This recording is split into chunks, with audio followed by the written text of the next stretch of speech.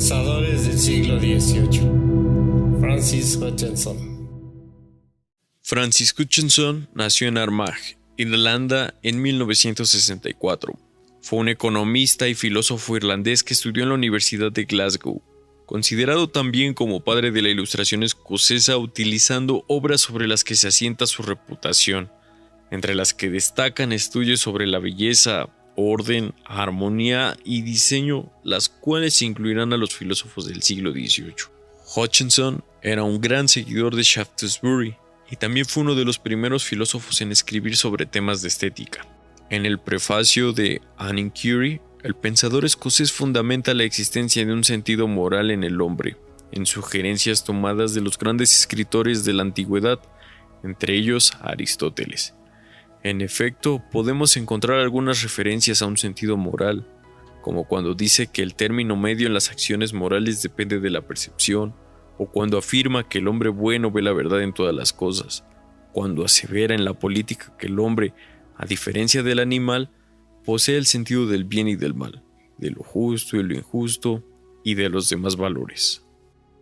En 1725 publicó An Inquiry Concerning Beauty, Order, Harmony, Design, el cual podría ser considerado como el primer tratado sistemático de estética de la modernidad, como una investigación de los diversos placeres que la naturaleza humana puede experimentar, abordando muchos aspectos clave de la estética del siglo XVIII en dos objetivos: explicar el origen del placer y averiguar las cualidades que debe tener un ser para producir en nosotros ese placer individual.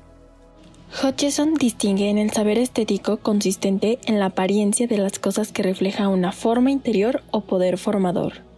La belleza de las cosas es una forma o figura en que hay uniformidad en medio de la variedad, lo cual no puede ser percibida por los sentidos normales, sino por un sentido en especial, el sentido de la belleza. Un objeto puede considerarse bello si transmite uniformidad dentro de la variedad. La uniformidad por sí sola es aburrida y demasiada variedad, confusa.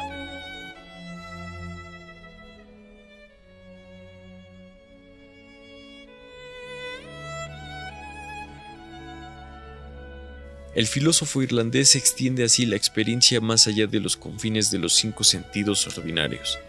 Declara a través de una premisa que la belleza es uno de los sentidos internos entre los que se incluye también el buen oído o el sentido de la armonía, de modo que el placer o el dolor, el deleite o la aversión están naturalmente unidos a sus percepciones. Hutcheson dice que las sensaciones placenteras surgen solo de los objetos en que hay uniformidad en la variedad. Para comprender mejor, pongamos un ejemplo estilo matemáticas. La belleza de un triángulo equilátero sería para Hutcheson menor que la de un cuadrado, que sería menor que la de un pentágono, cuya belleza sería superada por la de un hexágono. Por lo tanto, en igualdad de uniformidad, la variedad aumenta la belleza. Pero entonces, ¿qué sería para Hutcheson la deformidad o fealdad?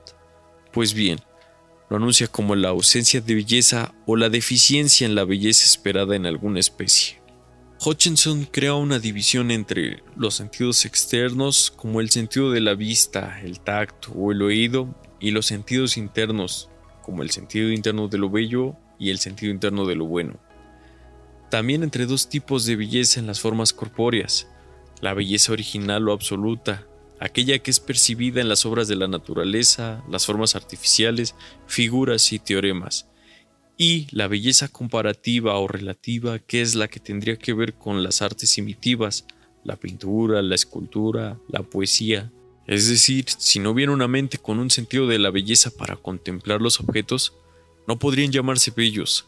Entendemos, por tanto, que la belleza absoluta es la que percibimos en los objetos sin comparación alguna con otra realidad distinta del objeto, tal como la belleza que es percibida en las obras de la naturaleza, las formas artificiales, figuras y teoremas.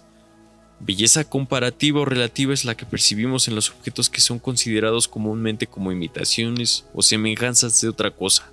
Solemos juntar el objeto con su estado físico. Ejemplo sería frío, calor, caliente, cálido, arrugado, etc. El filósofo irlandés tiene en cuenta que para obtener solo la belleza comparativa no es necesario que haya ninguna belleza en el original. La teoría general de la percepción desarrollada en el primer tratado de Inquiry establece las bases para desarrollar un argumento similar en el segundo, la teoría del sentido moral, que también pertenece a los sentidos internos, desarrollando así un nuevo tipo de experiencia sensible que ha sido quizás más controvertida que la experiencia estética, y gracias a la cual Hutchinson es más conocido, también por la influencia que esta teoría tuvo en David Hume y Adam Smith. Una de las observaciones de Hutchinson fueron las asociaciones de ideas que convertían en placenteros y deleitables a objetos que naturalmente no eran aptos para proporcionar tales placeres. Entonces él nos dice que la asociación de ideas se trata de una gran diversidad de gustos en el sentido de la belleza. Por lo tanto, muchos objetos que al principio suscitan horror pueden llegar a ocasionar placer cuando la experiencia o la razón ha quitado el miedo, como por ejemplo, las bestias salvajes o un mar tempestuoso. Hutchinson nos hace reflexionar con sus tratados y observaciones sobre nuestros sentidos externos. Vemos claramente que nuestras percepciones de placer o dolor no dependen directamente de nuestra voluntad. Los objetos no nos agradan según nosotros decimos que lo hagan. La presencia de algunos objetos nos agrada necesariamente y la presencia de otros nos desagrada también necesariamente. Y el único modo en que podemos procurarnos placer o evitarnos dolor mediante nuestra voluntad es procurar el primer tipo de objetos y evitar el segundo. Por la misma constitución de nuestra naturaleza, uno es hecho con deleite y el otro de desagrado. La misma observación se mantendrá en todos los demás placeres y dolores, porque hay muchos otros tipos de objetos que nos agradan o desagradan de modo tan necesario como lo hacen los objetos materiales cuando operan sobre los órganos de nuestros sentidos. Todas nuestras ideas o los materiales de nuestro razonamiento o juicio son recibidos por algunos poderes inmediatos de percepción interna o externa, que podemos llamar sentidos. El razonamiento o intelecto no parece suscitar nuevas especies de ideas, sino descubrir o discernir las relaciones de las recibidas. Francis Hutchinson.